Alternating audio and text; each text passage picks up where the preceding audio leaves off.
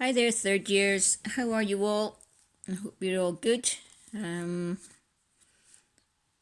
Lovely day. I just thought I'd get this done quickly. It's Sunday afternoon. I thought I'd come in and do this for you. And hopefully I can get it loaded up. So your work this week is going to be just bar graphs and line graphs. I know we've done this before, but it is part of the National 3. It is in the National 3 numeracy, and we want to get this out of the way as quickly as possible, so we can start to think about National 4 numeracy. So I'll just talk you through this a little bit. Obviously, the first one is fine. The second one, same old thing. How many pupils are shown on the graph? They're not asking you here to count up the bars. They're just asking you how many pupils. So watch out for that. That was just one thing I noticed on that page.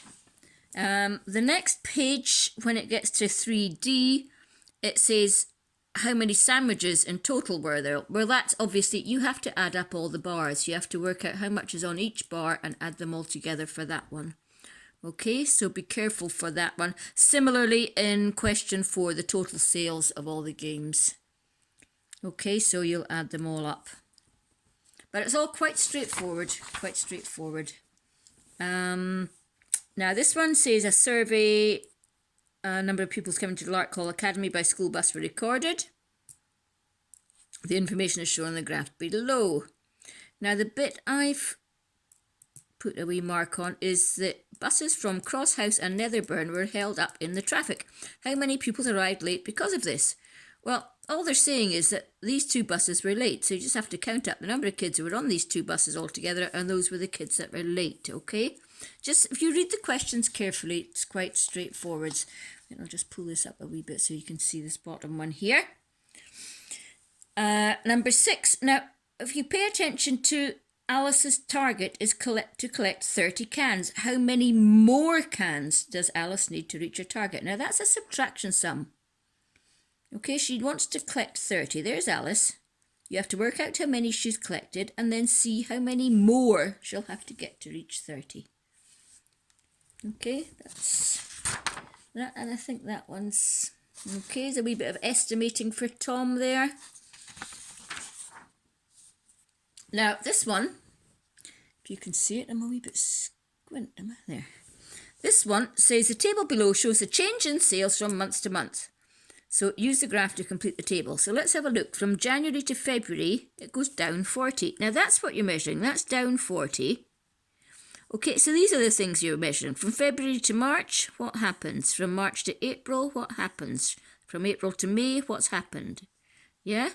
From May to June, what's happened? Those are the bits you're measuring, okay? I don't mean you're measuring it with a ruler. They're the bits you're working out. So from January to February, it goes down 40. January, it's at 60. February, it's down to 20. So it's gone down 40. Okay, so that's how you'll complete that. Now, I said, don't do these ones. We don't want you to do these ones just now. I want you to do these 3 line graphs. Now, the line graph is straightforward in itself, but you'll notice that the question is in 12-hour time, and the graph is actually in 24-hour time. So make sure you convert your 12-hour to 24-hour correctly when you're answering the questions, okay, where it's needed. Okay, I've put a little bit there, 24-hour clock needed. That won't be on the one you can see. I've just written that on myself when I was looking through it.